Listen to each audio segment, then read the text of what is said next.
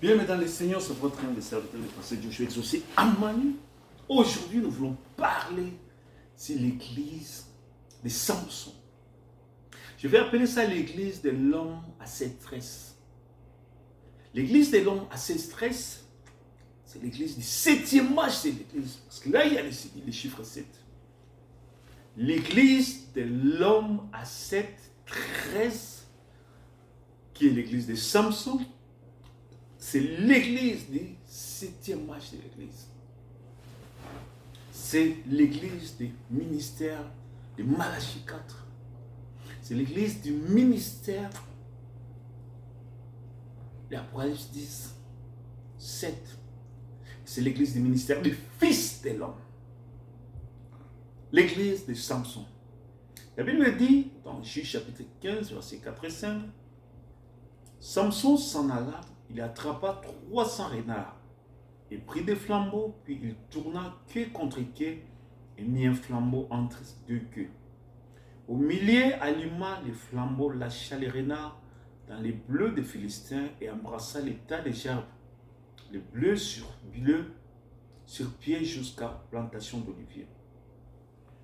Vous allez remarquer que le Branham Tabernacle avait au moins 300 et quelques membres. Donc 300 membres qui étaient des hommes de foi, qui étaient capables d'animer le feu. L'église de Samson.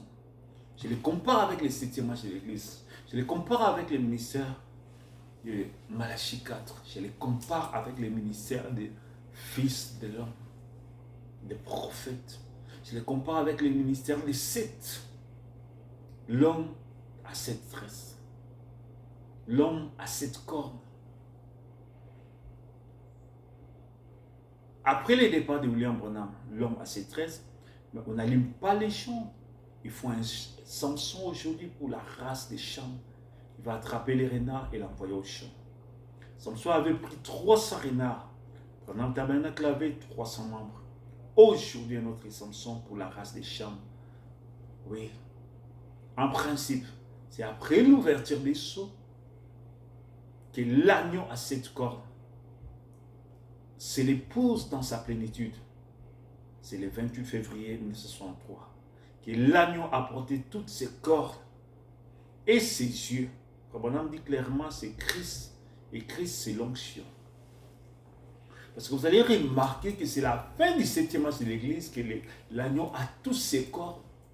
Le premier âge, c'était les premiers corps. Le deuxième âge, c'est les deuxièmes corps. Le troisième âge, c'est les troisièmes corps. Le quatrième âge, c'est les quatrièmes corps. Le cinquième âge, c'est les cinquièmes corps. Le sixième âge, c'est les sixièmes corps. Et le septième âge, c'est la plénitude. C'est à l'ouverture des sceaux que l'agneau a tous les 7 corps. Au premier âge, il n'avait qu'un seul corps. Deuxième âge, c'était 2. Troisième, c'est au 7e, comme quand on allumait les lampes des chandeliers. On commençait par les premières. Les premières, on allume les 2. C'est-à-dire, au deuxième, on a 2.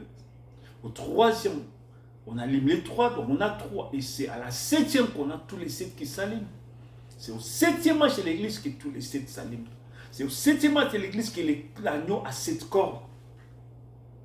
Parce que tous ces cornes sont manifestés. Les cornes, ce sont les églises. Les cieux qui sont là, ce sont les prophètes messagers de ces églises. Donc l'agneau dans le désert n'avait pas 7 yeux et 7 cornes.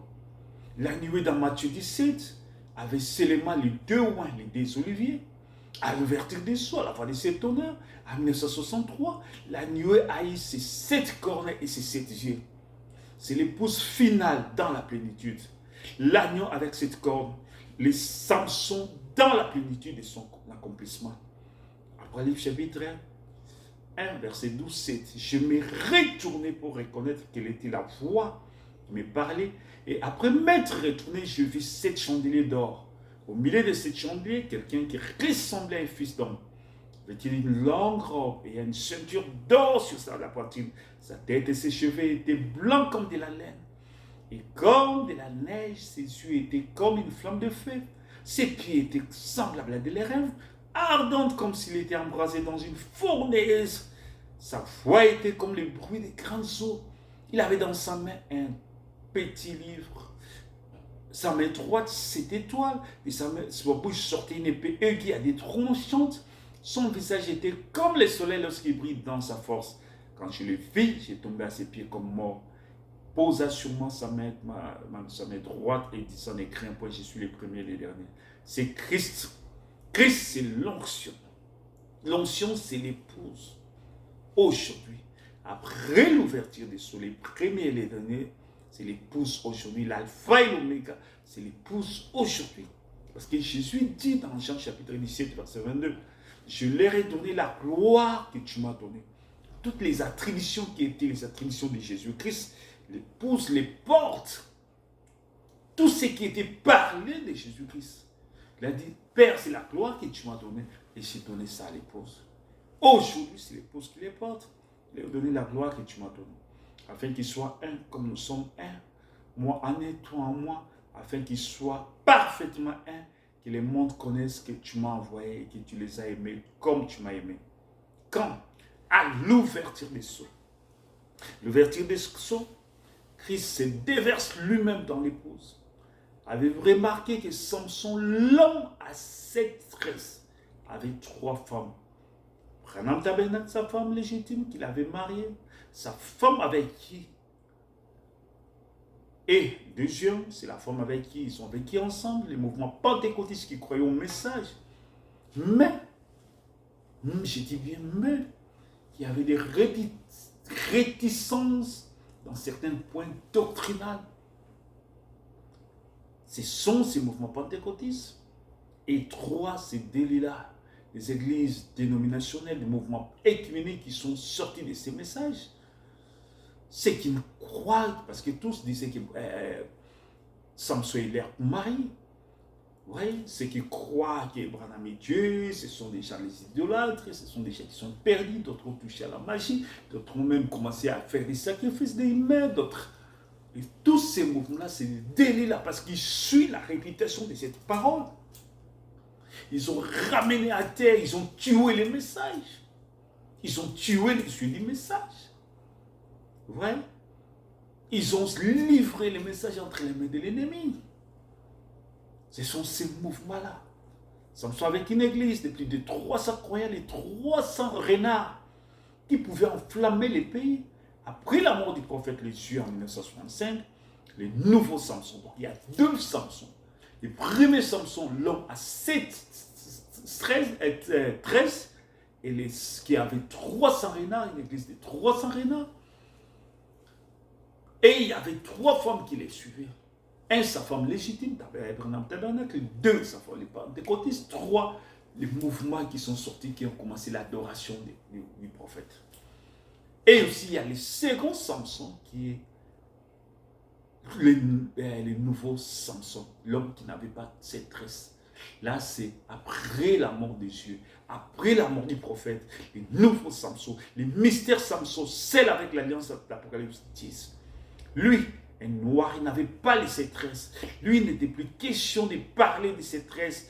Ce n'était plus le fils de l'homme, le prophète, mais il avait les livres, l'alliance avec Dieu, Apocalypse 10. On doutait de lui, on s'est moqué de lui. Personne ne faisait confiance.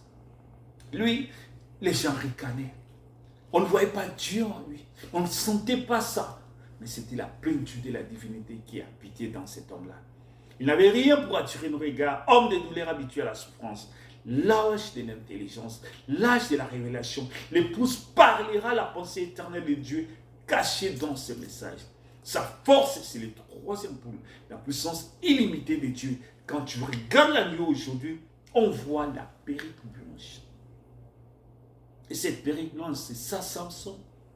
Après l'ouverture des sceaux, après la mort de Dieu, c'est la perruque blanche. Aujourd'hui, c'est la perruque blanche. Il n'y a que cela. C'est tout ce que Samson a aujourd'hui.